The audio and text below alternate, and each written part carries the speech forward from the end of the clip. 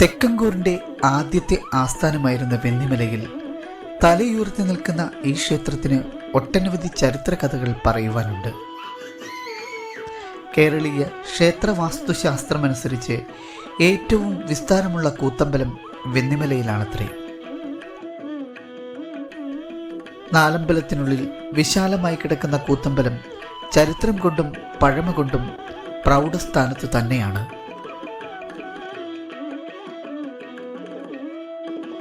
തുടർച്ചയായി 28 ദിവസം കൂത്തും കൂടിയാട്ടവും അരങ്ങേറിയിരുന്ന കൂത്തമ്പലമാണിത്. മകരമാസത്തിലെ രോഹിണി മുതൽ 28 ദിവസങ്ങളിലായിരുന്നു അരങ്ങുണർന്നിരുന്നത്. തൃശ്ശൂരിലെ വടക്കുന്നാഥ ക്ഷേത്രത്തിലെ കൂത്തമ്പലം കഴിഞ്ഞാൽ ഏറ്റവും വലിപ്പമുള്ള കൂത്തമ്പലമാണ് വെന്നിമലയിലുള്ളത്. നമസ്തേ, എൻ്റെ പേര് കലാമണ്ഡലം ജിഷ്ണു പ്രതാപ്. വളരെ പ്രാധാന്യമുള്ള ക്ഷേത്രമാണ് വെന്നിമല ലക്ഷ്മണസ്വാമി ക്ഷേത്രം. ഇതിൻ്റെ ഒരു പ്രത്യേകത, വെല്ലിയമ്പലത്തിലാണ് ഇതിൻ്റെ കൂത്തരങ്ങ്. കൂത്തരങ്ങ് എന്ന് പറയാനുള്ള കാരണം, കൂത്തമ്പലമുള്ള ക്ഷേത്രങ്ങളുണ്ട് കേരളത്തിൽ, മറ്റു പല ക്ഷേത്രങ്ങൾ കൂത്തമ്പലങ്ങളുണ്ട്. കൂത്തമ്പലം ഇല്ലാത്ത വലിയ വലിയ ക്ഷേത്രങ്ങളിൽ നാലമ്പലത്തിൽ അല്ലെങ്കിൽ വെല്ലിയമ്പലത്തിലാണ് ഈ കൂത്തരങ്ങ് ഉണ്ടാവുക. സാമാന്യേന കേരളത്തിലെ വെല്ലിയമ്പലത്തിലെ കൂത്തരങ്ങളുള്ള ക്ഷേത്രങ്ങളിൽ ഏറ്റവും വലിപ്പമുള്ള കൂത്തരങ്ങ്, വെല്ലിയമ്പലത്തിലെ കൂത്തരങ്ങളിൽ ഏറ്റവും വലിപ്പമുള്ളത് വെന്നിമലയിലത്തേതാണ്. ഒരു പക്ഷേ ഒരു കൂത്തമ്പലത്തിൻ്റെ സാധാരണ ഇടത്തരം കൂത്തമ്പലത്തിൻ്റെ അകത്തെ വിസ്തൃതി തന്നെ ഈ വെല്ലിയമ്പലത്തിലെ കൂത്തരങ്ങിലുണ്ട്. 9-ാം നൂറ്റാണ്ടിൽ കേരളം വാണ ഭാസ്കര രവിവർമ്മ രണ്ടാമൻ എന്ന ചേരമാൻ പെരുമാൾ ഇവിടെയെത്തി ശ്രീരാമ ലക്ഷ്മണന്മാരുടെ സങ്കല്പത്തിൽ ഒരു ക്ഷേത്രം സ്ഥാപിച്ചതോടെയാണ് വെന്നിമലയുടെ ചരിത്രം ആരംഭിക്കുന്നത്. വെമ്പലനാട്ടിലെ തെക്കൻകൂർ ഇളംകൂറിലെ പ്രതിനിധിയെ വിളിച്ചു വരുത്തി പെരുമാൾ ക്ഷേത്രത്തിൻ്റെ കോയ്മ ഏൽപ്പിച്ചു കൊടുത്തു.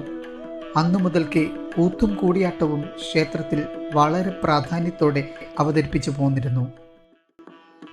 കൂടിയാട്ടത്തിന് വളരെ പ്രാധാന്യമുള്ള ക്ഷേത്രമാണ് വെന്നിമല. ഈ കൂത്തമ്പലത്തിൽ പഴയ ക്രമമനുസരിച്ച് 28 ദിവസത്തോളം തുടർച്ചയായിട്ട് കൂടിയാട്ട അവതരണങ്ങൾ നടത്തപ്പെട്ടിരുന്നു. വിവിധ കഥകൾ, അങ്കുലിയാങ്കത്തിന്റെ അവതരണം, അതുകൂടാതെ പ്രബന്ധക്കൂത്തിന്റെ അവതരണം, ഇതൊക്കെ ഒരു വർഷത്തിൽ തന്നെ ഇടവിട്ട് പലപ്പോഴായിട്ട് നിരന്തരം നടന്നുകൊണ്ടിരുന്ന ഒരു ക്ഷേത്രമാണ് വെന്നിമല. പ്രൗഢഗംഭീരമാർന്ന സദസ്സിനെ സാക്ഷിയാക്കി പ്രഗത്ഭരായ കലാകാരന്മാരുടെ പാദങ്ങൾ പതിഞ്ഞ ഈ കൂത്തരങ്ങ് വളരെ വർഷങ്ങളായി ഉറങ്ങിക്കിടക്കുകയായിരുന്നു.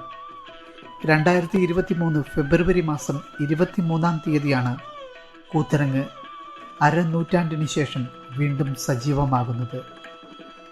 വെന്നിമല ഭഗവാന്റെ ഇഷ്ടകലയാണ് കൂത്തും കൂടിയാട്ടവും.